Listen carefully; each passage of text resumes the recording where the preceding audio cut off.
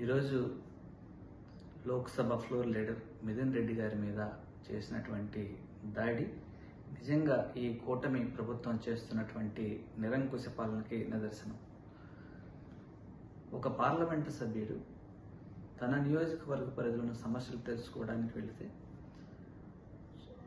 Rowdy మూకలతో రాళ్లదాడి చేయించడం అత్యంత హేయమైన చర్య. ఇలాంటి చర్యలు మానుకోవాలి. అలాగే మొన్న జరిగినటువంటి పెద్దలు విజయసాయిరెడ్డి గారి మీద మొన్నటి నుంచి జరుగుతున్నటువంటి మీడియాలో దాడి కానీ, అలాగే వినుకొండలో జరిగినటువంటి ఒక హత్య, వైఎస్ఆర్ కాంగ్రెస్ పార్టీ కార్యకర్తని చంపడం కానీ, ఇవన్నీ చూస్తుంటే భయకంపితులను చేసే విధంగా ప్రజల్ని వైఎస్ఆర్ కాంగ్రెస్ పార్టీ నాయకుల మీద వరుసగా దాడుల్ని ఆపకపోతే ప్రజలన్నీ అందరూ గమనిస్తున్నారు. ఖచ్చితంగా మీకు తగిన మూల్యం చెల్లిస్తారు. ఈ రాష్ట్రంలో శాంతి భద్రతలను కొరవడి భయభ్రాంతులతో ఉండే విధంగా ఉంది. సో ఖచ్చితంగా ఇలాంటి చర్యల్ని ఆపాలని హెచ్చరిస్తాను వైఎస్ఆర్ కాంగ్రెస్ పార్టీ తరఫున.